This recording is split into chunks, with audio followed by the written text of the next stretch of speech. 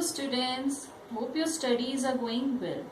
We'll continue lesson number 3, force and pressure.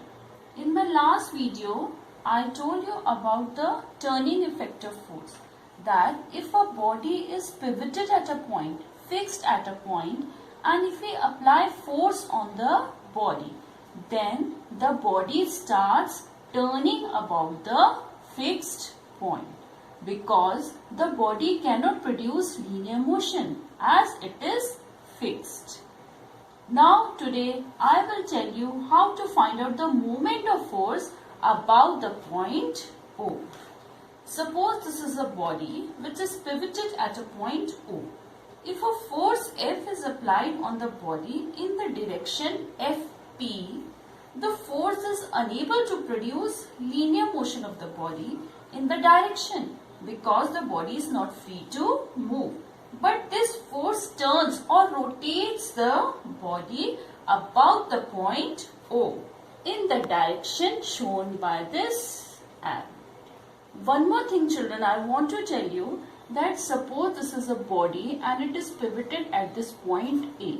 If the force causes it to turn in this direction, then this is called anti-clockwise moment of force.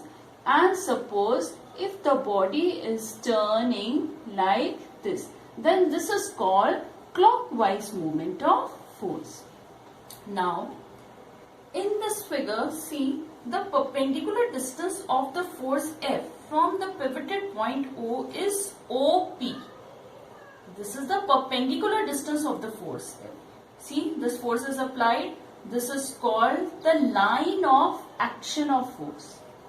Line of action. And the axis passing through O, through which the body rotates. This is called axis of rotation. And this OP is called the perpendicular distance between the force and the point O.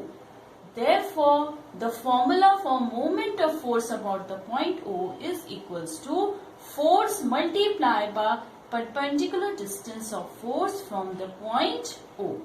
That means moment of force equals to F into OP. Remember one thing, this OP is always the perpendicular distance of the force from the point O. So, if we apply the force, if we apply less force with more perpendicular distance from the point O, the greater will be the turning effect. The greater will be the moment of force. Because moment of force is depending on the product of both force and perpendicular distance of force from the point O. In my previous video, I told you many examples based on this moment of force, like the opening and closing of a door in which we applied the force at far away from the hinges, not close to the hinges. The reason behind it is this only. More the perpendicular distance, less force we have to apply to produce the required turning effect, to produce the required moment of force. So it is better to increase the perpendicular distance of the force from the pivoted point O. Now, how to find the SI unit and CGS unit of moment of force? The SI unit of force is Newton and the SI unit of distance is meter. So the SI unit of moment of force becomes Newton multiplied by meter, or you can call it Newton meter. And the CGS unit of force is dyne. CGS unit of force is, distance is centimeter. So the CGS unit of moment of force is dyne centimeter. Now, how to obtain the relation between SI unit and CGS unit? You know 1 Newton meter equals to 1 Newton multiplied by 1 meter. And 1 Newton is 10 to the power 5 dyne. Dyne is the CGS unit of force. Multiplied by 10 to the power 2 centimeter, because 1 meter equals to 100 centimeter. Therefore, combining it, 10 to the power 5 multiplied by 10 to the power 2 becomes 10 to the power 7 dyne centimeter. Thus, 1 Newton meter equals to 10 to the power 7 dyne centimeter. The next topic in the book is thrust. a force can be applied on the surface in any direction. But if the force is applied on the surface in a direction normal, that means perpendicular to the surface, then the force is called as thrust. Thus, the force acting normally on the surface or the perpendicular force on the surface is known as the thrust. And whenever a body is placed on the surface, like this book is placed on this table, it exerts a thrust on the surface equal to its own weight. Thus, thrust is equals to the weight of the body. Now, units of thrust are the same as the units of force. The SI unit of thrust is Newton and other units are kgf and gf. Kilogram force, gram force. Now, the effect of thrust. The effect of thrust depends on the area of the surface on which it acts. Smaller the area of the surface on which the thrust acts, larger is its effect. And the effect of a thrust is less on a larger area. For example, if you stand on a loose sand, your feet sink deeply into the sand. But when you lie on the sand, your body does not sink much into the sand.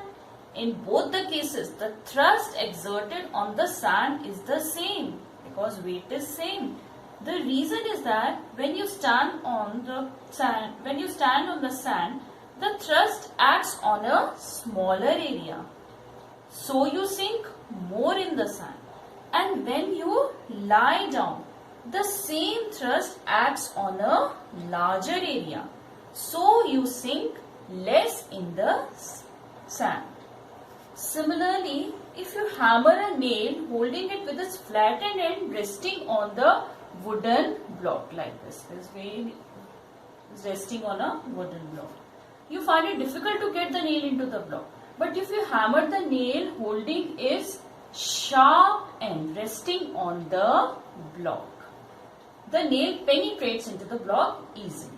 The reason is that when the thrust acts on the flattened end, the effect of thrust is small. But when the same thrust acts on the sharp end, the effect of thrust is more.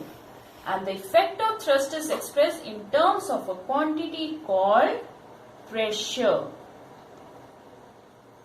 More the effect of a given thrust on a surface, we say that the thrust exerts more pressure on the surface.